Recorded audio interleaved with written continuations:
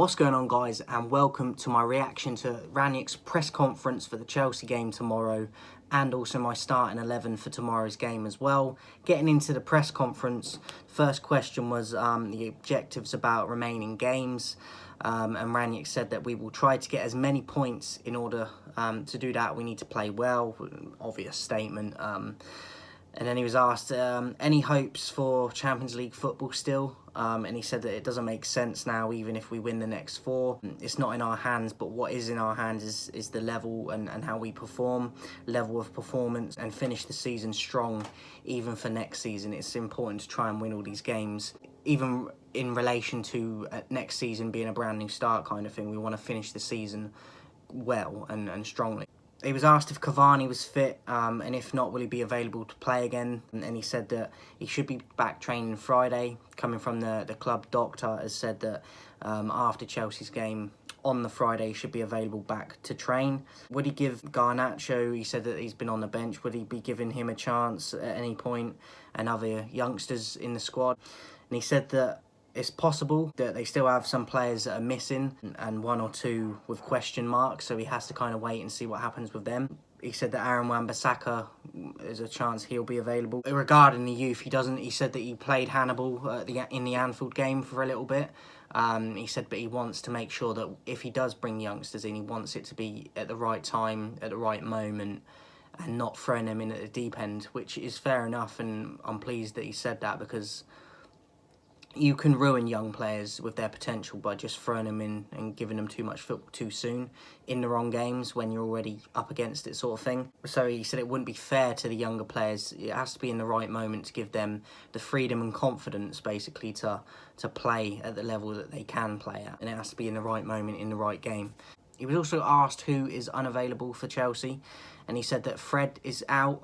He trained yesterday, but afterwards he spoke to Rangnick and said to him that he's not feeling fully fit, and Rangnick said that with Fred, you need him to be at 100% because of how he plays, and he said that it doesn't make sense to play him tomorrow now if he's not 100%.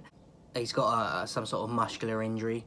So that was regarding Fred. He said that Harry Maguire is also out with a knee injury. He said it's only like a niggle, but he said he won't train today, and he didn't train yesterday, so he won't be available for the Chelsea game.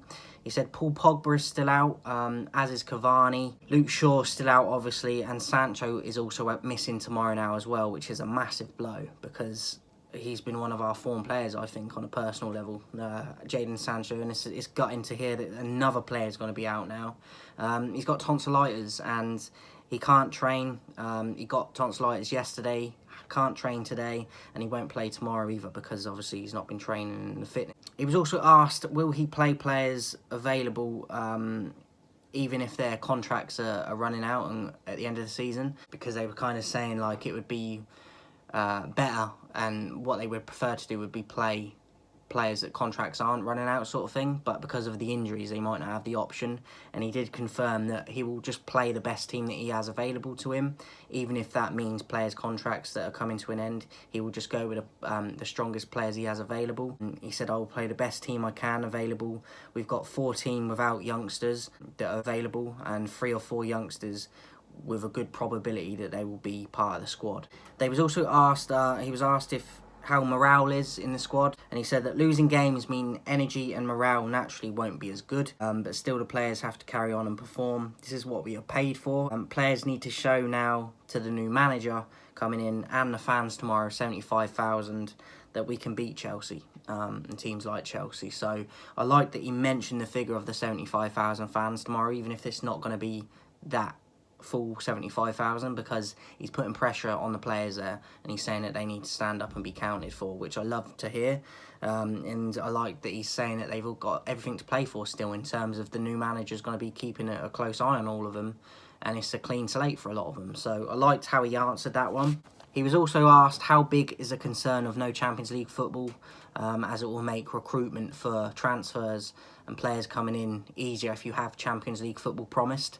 And he was asked how big a problem will that be for the summer, for getting players in. And he said it would obviously be better if we had that to attract players, but he said that they're not the only club it affects, that it does affect other clubs when they don't get Champions League football, in terms of attracting players coming in. But he said the renewal of Bruno Fernandes recently shows that the club is still attractive and they can still get things done, and it's still an attractive club, basically. I can understand why he answered that like that, but I think that they've made a mistake giving Bruno a contract the length that they have with how he's playing at the moment. So I get what he's saying, but that example is not a great one for me with Bruno at the moment, especially how he's been this season.